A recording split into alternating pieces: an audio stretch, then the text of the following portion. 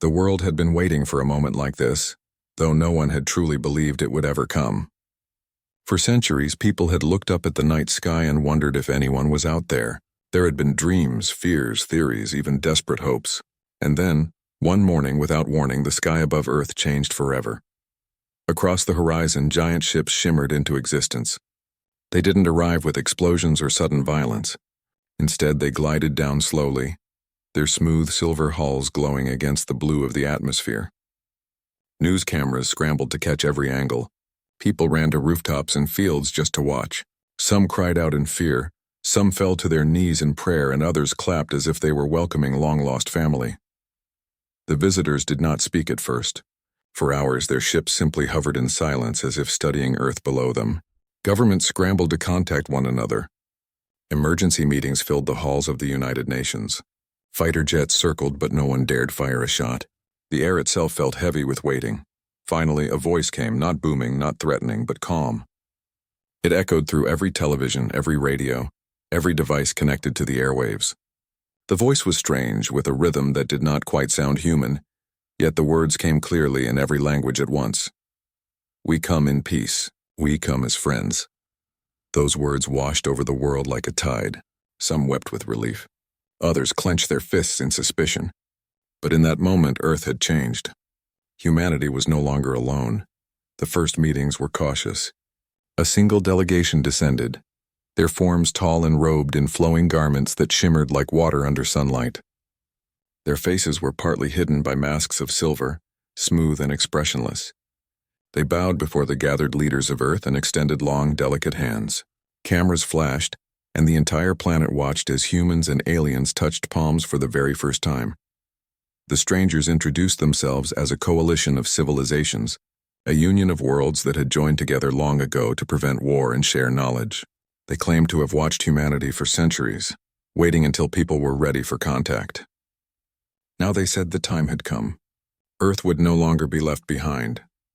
At first, it was like a dream. The coalition offered to share medicine, technology, and wisdom.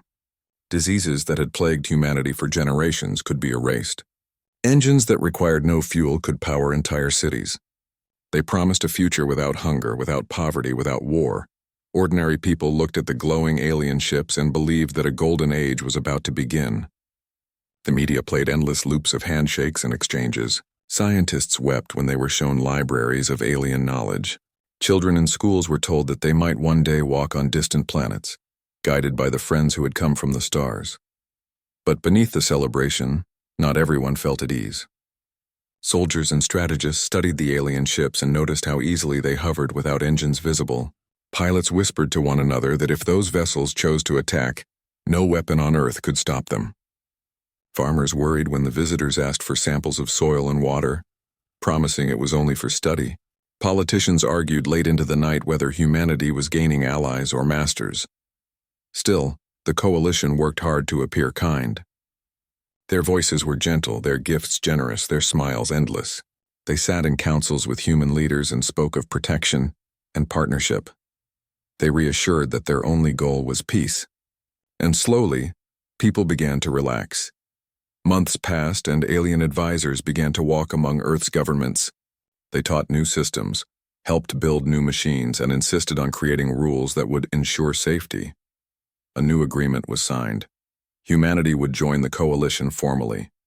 The announcement was broadcast everywhere, showing human representatives standing alongside their alien counterparts, hands raised together as one. Crowds cheered and fireworks lit the night sky. Life seemed to be moving forward, yet something subtle had shifted. Small restrictions appeared almost unnoticed. Some technologies humans once worked on were suddenly declared too dangerous. Factories were told to stop certain research. Satellites in orbit were upgraded by coalition engineers who took over their control. At first, these changes were explained kindly. "We only wish to protect you," the visitors said. And people believed it. Still, whispers grew louder. Engineers noticed that their designs were being locked away. Shipyards were told they could no longer build certain kinds of engines. Doctors found that only coalition medicine was now permitted. Farmers discovered that alien machines had been quietly placed in their fields, monitoring every harvest. Yet every time someone raised a concern, the coalition's silver-masked faces appeared, smiling calmly. Peace requires trust, they said. Safety requires guidance. And people nodded because what else could they do? Humanity had dreamed of contact, dreamed of learning from the stars, dreamed of a better future. And in the beginning, it all felt so beautiful. There were no battles, no fire raining from the skies, no invasions. It had been peaceful, almost too peaceful. The truth was harder to see, buried under promises and smiles. Humanity did not realize it yet, but the first chains had already been placed. Ordinary people continued their daily lives, but unease lingered beneath the surface. Parents told their children to study the languages of the stars. Workers joked nervously about taking orders from aliens. Soldiers stared at the skies at night, wondering if their oaths still meant anything. Scientists, once thrilled, began to notice that only certain knowledge was allowed. And in the midst of it all, the Coalition's fleets continued to circle Earth, silent guardians in orbit. Their presence was a constant reminder. The visitors claimed friendship, but they also carried power beyond anything humanity could match. On the surface, the first contact was peaceful. It had given hope, wonder, and promises of unity. But deep down, something felt wrong, like a smile that was too wide, or a hand that lingered too long in a grip of control. The world celebrated peace, but no one yet understood that peace had come with a price. And far away, hidden beyond the stars, in places the Coalition did not yet see, a different kind of preparation was quietly unfolding, one that would decide whether humanity truly belonged as a partner in the galaxy or something far greater. The months after the first contact felt like a new age had begun. People talked about it everywhere, in crowded city streets, in quiet villages, in classrooms and coffee shops. Some spoke with excitement, saying the Coalition had given humanity a chance to leap forward centuries ahead of schedule. Others whispered doubts, wondering why the visitors always spoke of guidance instead of equality. But those doubts were easy to ignore when the gifts kept coming. Coalition healers walked through hospitals, curing illnesses once thought impossible. Machines were given to farms that doubled harvests with little effort. Clean energy spread like wildfire, with humming towers rising above cities, glowing softly as they powered entire regions without smoke or fuel. The world was changing faster than anyone could believe. And yet quietly, something else was happening. The Coalition never shouted orders, never forced changes openly. Instead, they smiled, offered advice, and wrapped every demand in gentle words. They said, "This research is dangerous. You must stop it for your own safety." They said, "This engine is unstable. Let us provide something safer." And the governments of Earth agreed, because how could they argue with beings who seemed so advanced? Slowly, the limits grew tighter. Scientists who once worked on space drives were told to hand over their projects. Engineers who built weapons were ordered to dismantle their work. Laboratories were shut down overnight, locked with seals that only the Coalition could open. The visitors explained it all with kind voices. "We only want to protect you from mistakes you cannot yet control." At first, people accepted it. After all, the Coalition had given them so much. Who would question their wisdom? But small cracks began to show. A young engineer, after spending years designing a propulsion system, found his life's work seized and archived by Coalition monitors. Farmers noticed that their harvest schedules were being dictated not by local needs, but by distant advisors who sent instructions from orbit. Doctors complained that human medicine was being pushed aside, replaced entirely by alien treatments. Even teachers were told to change lessons, removing certain parts of history that spoke of human wars or human victories. Children must learn peace, the Coalition said, but some wondered if peace was being confused with control. Ordinary families began to feel it in small ways. A father who once fixed his own machines discovered that the new technology locked itself, unless approved by Coalition codes. A mother who wanted her child to study aerospace was told that program no longer existed. Teenagers who dreamed of becoming astronauts learned that only Coalition vessels could leave orbit, and humans were not allowed to command them. The Coalition called this protection. But to many, it began to feel like a quiet kind of prison. Not everyone resisted. Many were grateful, even happy.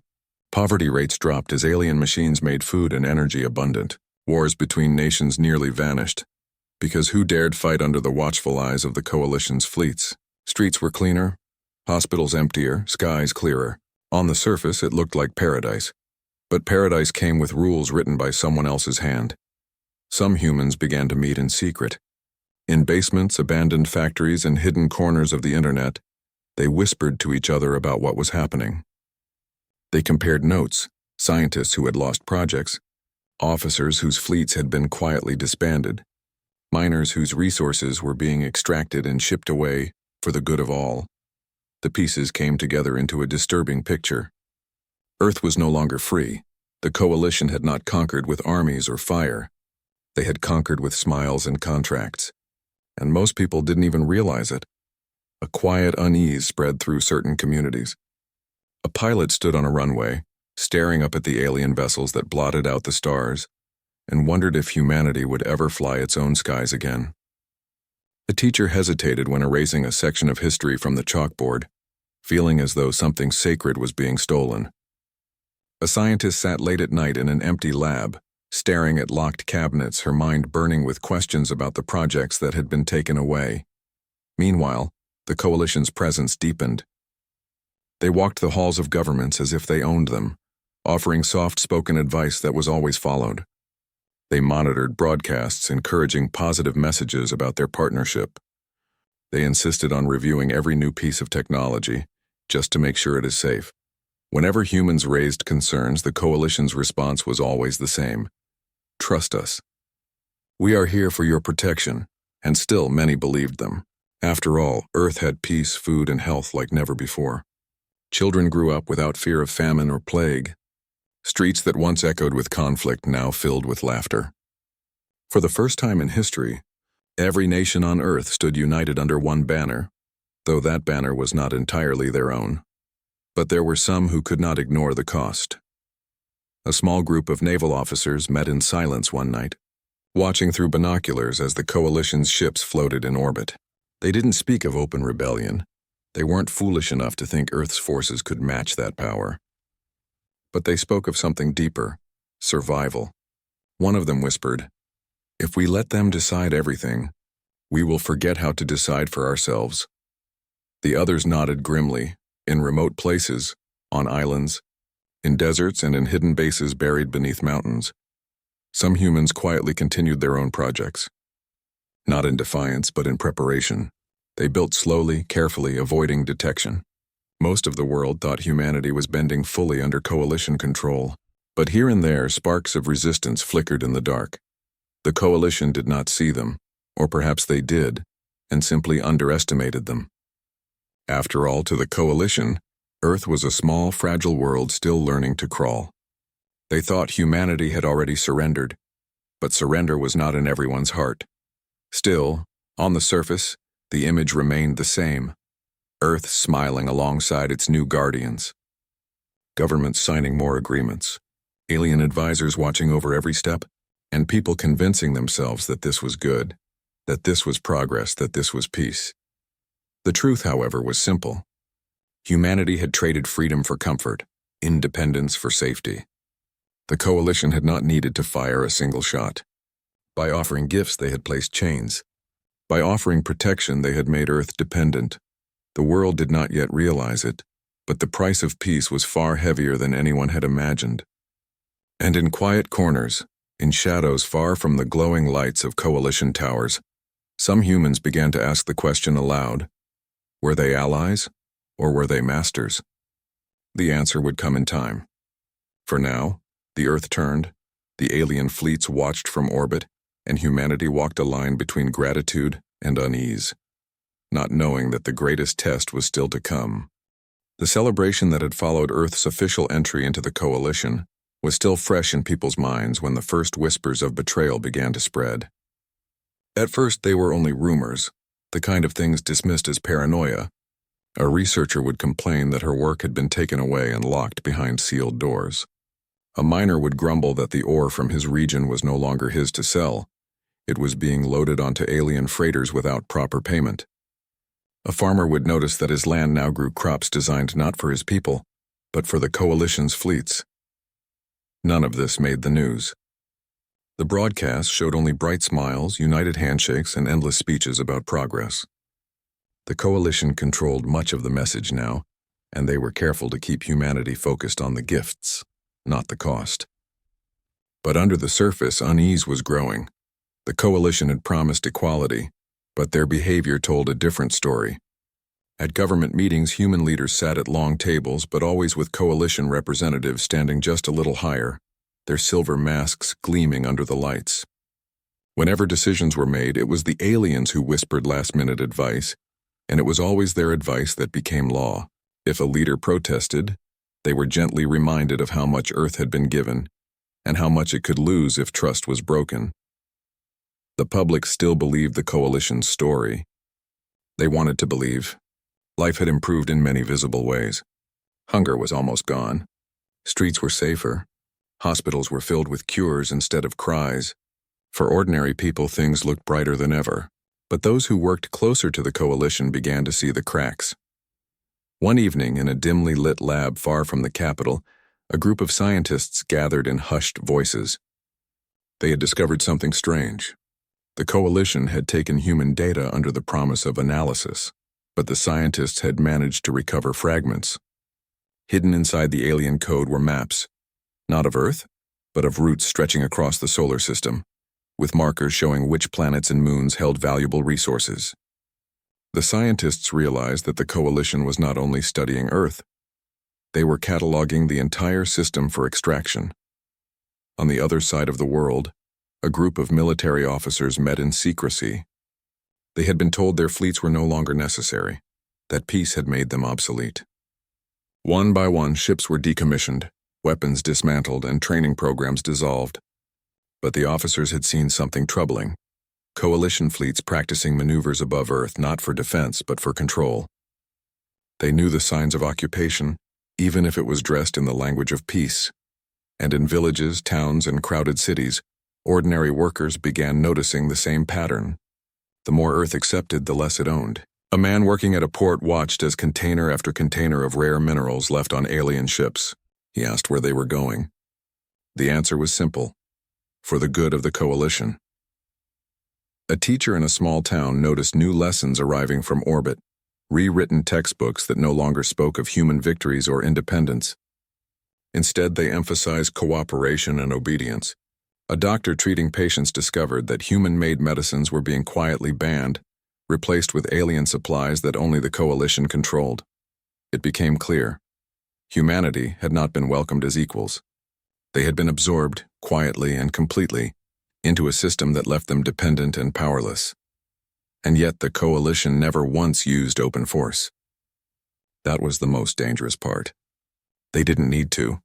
By offering gifts, they had taken away choice. By promising protection, they had made humans forget how to defend themselves.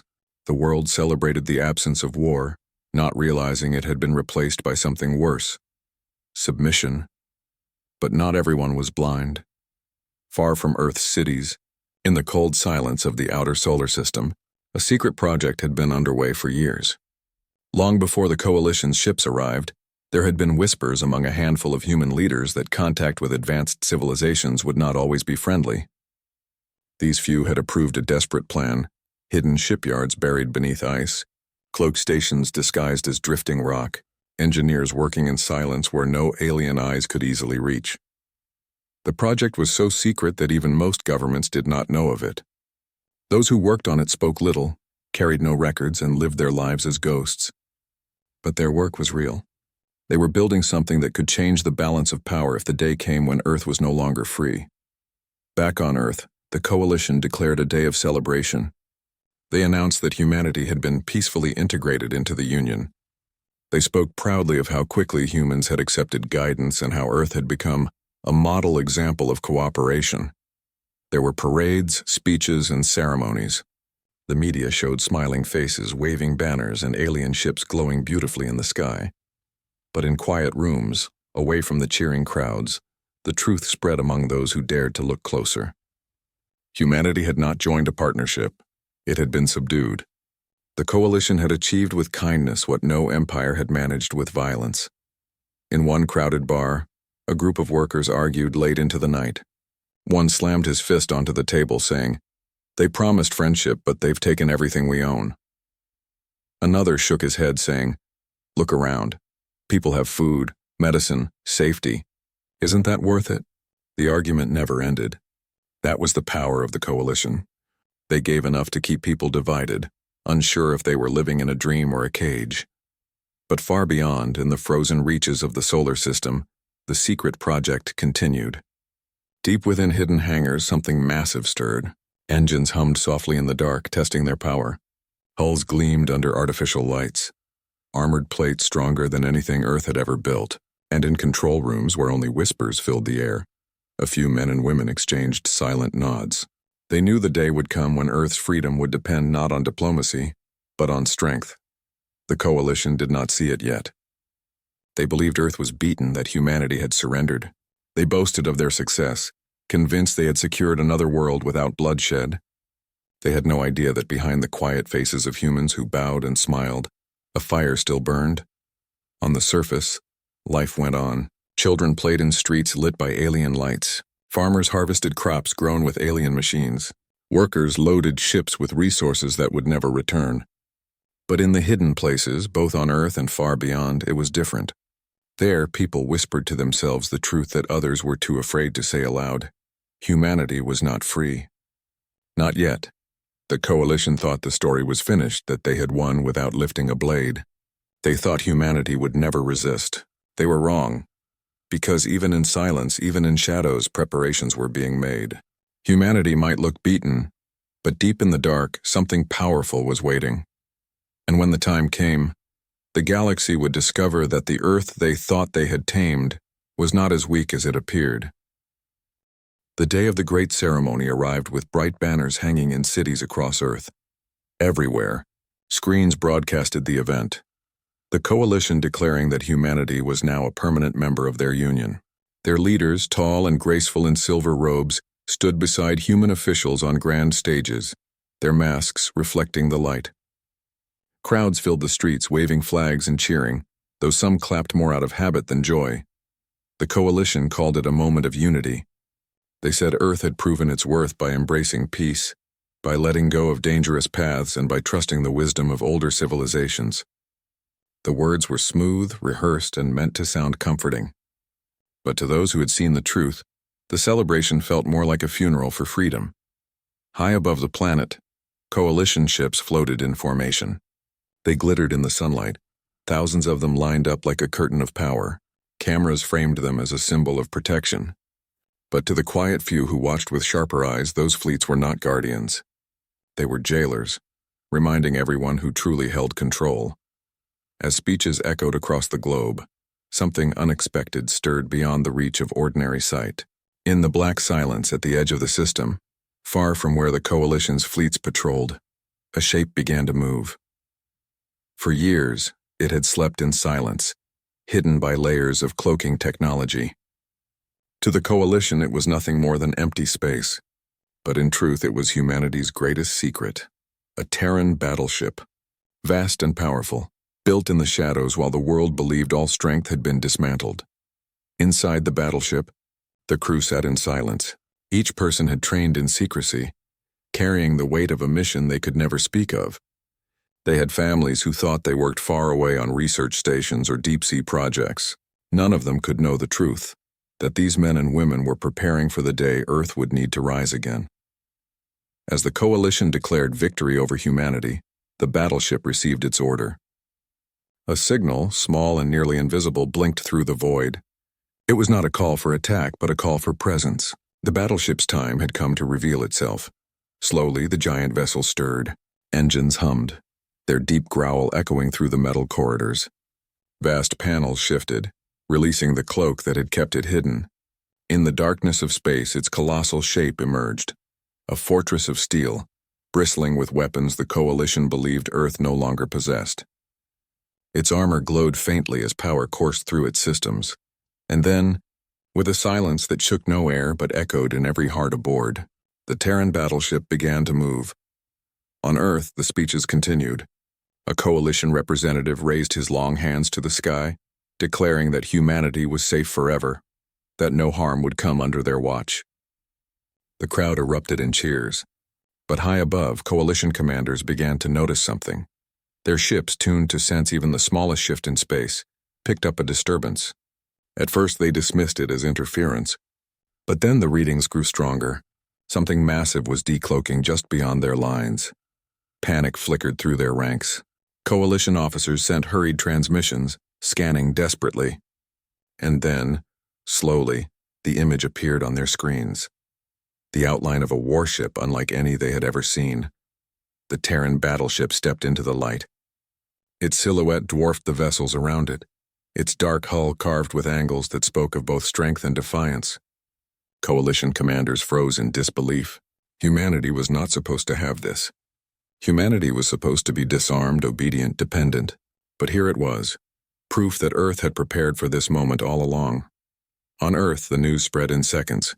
Screens across the planet, meant to show the Coalition's parade of ships, suddenly caught sight of the massive shape emerging from the shadows of space. People gasped. Some thought it was another Coalition vessel, but others recognized it instantly. It was human. Built by their own kind. The crowds that had been clapping politely now fell silent. A single question filled the air. What does this mean? The Coalition scrambled. Orders flew between ships, shields raised, weapons primed, but the battleship did not open fire. Instead, it moved with steady calm, its presence alone enough to shake the balance of power. It drifted into the formation, unafraid, as though daring the Coalition to make the first move. Inside the battleship, the crew stood at their stations, hands firm on controls, eyes locked on screens. Their commander spoke softly, reminding them of their duty. They were not there to destroy, but to remind the galaxy that humanity was not weak, not broken, and not conquered. The Coalition's leaders panicked behind their silver masks. For the first time, their calm voices trembled. Their speeches faltered, their hands froze. Humanity, whom they had mocked as naive and simple, had hidden something they could not explain. And the people on Earth, watching from rooftops, parks, and streets, felt something they had not felt in years. Pride, hope, strength. It was not the Coalition's fleets that protected them now, it was their own. The ceremony turned into chaos. Coalition envoys rushed to control the narrative, insisting this was a misunderstanding, a relic of an old age. But no one believed them. The truth was too clear. Humanity had never fully surrendered. In secret, in silence, it had been preparing for this very day. Somewhere in the crowd, a boy pointed at the screen and whispered to his mother, "That's ours?" She nodded, her eyes shining with tears she couldn't stop. All around the world, hearts that had felt small under the weight of alien control began to beat with new courage. The Coalition still had numbers, still had fleets, still had power. But their illusion was broken. They had believed they held humanity in their hands, fragile and submissive. Instead, they now faced a species that had outwitted them, one that had chosen patience over panic, silence over surrender. The battleship did not fire. It didn't need to. Its very existence was a weapon more powerful than any cannon. It declared without words that humanity was not finished. High above, the Coalition fleets hesitated. They had the strength to attack, but fear held them back. To strike at the battleship would risk revealing how uncertain they truly were. To retreat would admit weakness. They were trapped between pride and panic. On Earth, the people understood the message clearly. For the first time since the Coalition's arrival, the future no longer felt stolen. Humanity had its own guardians, its own strength, hidden away until now.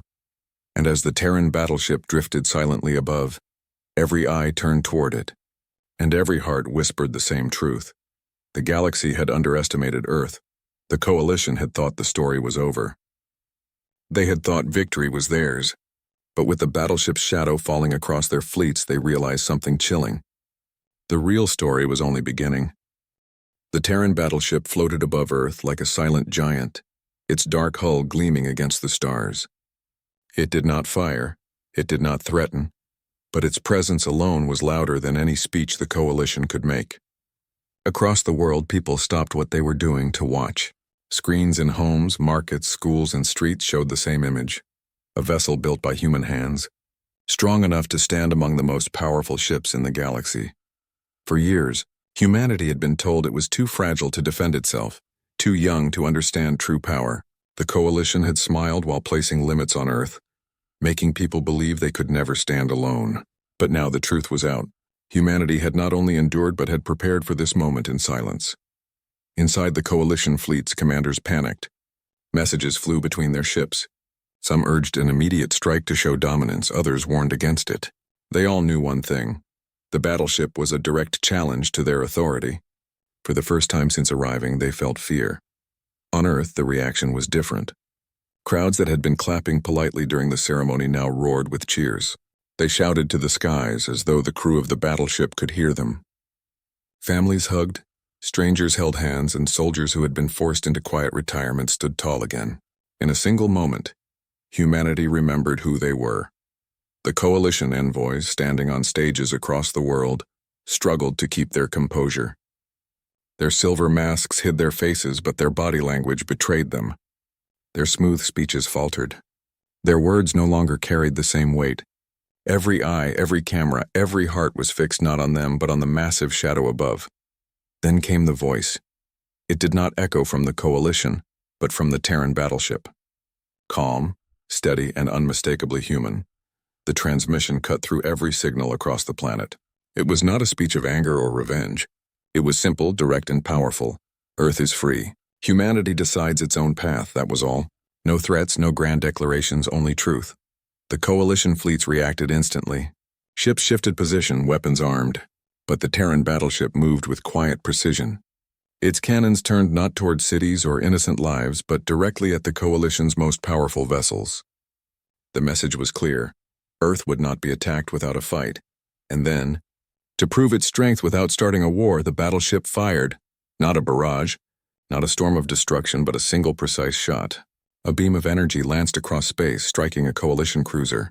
But instead of shattering it, the shot crippled only its weapons. Another shot followed, disabling the engines of a second ship without harming its crew. One by one, carefully and deliberately, the battleship demonstrated its power with restraint, showing the galaxy that humans could fight with skill, not recklessness.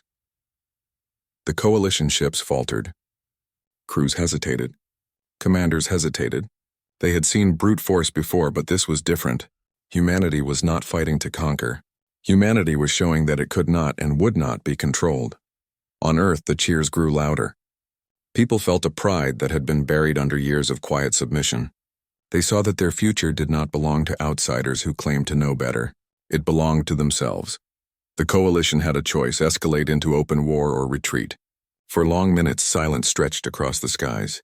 The Terran battleship held its ground, steady and unwavering, while millions of human eyes watched. Finally, the coalition fleets began to withdraw. Slowly, their formations broke apart. One by one, their ships pulled back from Earth, disappearing into the depths of space. They did not admit defeat aloud, but the truth was clear in their retreat. On Earth, celebrations erupted. People poured into the streets, waving flags, shouting to the heavens, chanting words of freedom. For the first time since the coalition's arrival, humans felt like the masters of their own world again. They were no longer passive participants in someone else's story. They had written their own.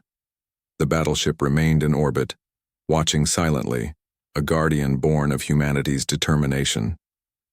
Its crew, weary but unyielding, knew their work had only just begun. The coalition might return one day, perhaps with greater force. Other civilizations across the stars would surely take notice of Earth now. But whatever came, humanity would never again face it unprepared. In homes and villages, in cities and quiet towns, people spoke to one another with new voices. Parents told their children the truth that freedom was not given, it was defended. Workers spoke of building again, this time with human hands and human choices. Scientists who had been silenced reopened their notes, ready to create without fear. Soldiers who had been dismissed returned to training grounds, not for conquest, but to ensure Earth would never be helpless again. The coalition had thought they had won when they arrived. They believed peace meant submission, that humanity would gladly trade freedom for comfort. They believed they had closed the story of Earth before it had even begun. But the decloaking of the battleship shattered that illusion forever. The galaxy now knew the truth. Humanity was not weak. Humanity was not naive. Humanity was not conquered. The coalition had tried to bury human spirit under gifts and rules, but spirit cannot be buried forever. It had risen as it always had throughout history in the darkest moment, and this time it had risen stronger than ever before. The people of Earth looked up at the sky that night no longer with fear, but with determination. They understood that the stars were not only for those who claimed to own them. The stars belonged to everyone brave enough to reach for them, and humanity had just proven that they were ready. The battleship drifted in silence, lights glowing faintly against the void. To some it looked like a weapon, to others a guardian, but to humanity it was something more. It was a symbol, a promise that no matter how powerful the galaxy's empires might be, Earth would stand. The Coalition's retreat marked the end of one chapter and the beginning of another. Peace would not come easily, but it would come on humanity's terms, not forced upon them by outsiders. And when other civilizations spoke of Earth, they would no longer speak of a fragile, inexperienced world. They would speak of the day a Terran battleship decloaked and changed the galaxy's view forever. The story of humanity was only beginning. And now, for the first time, it would be written by human hands alone.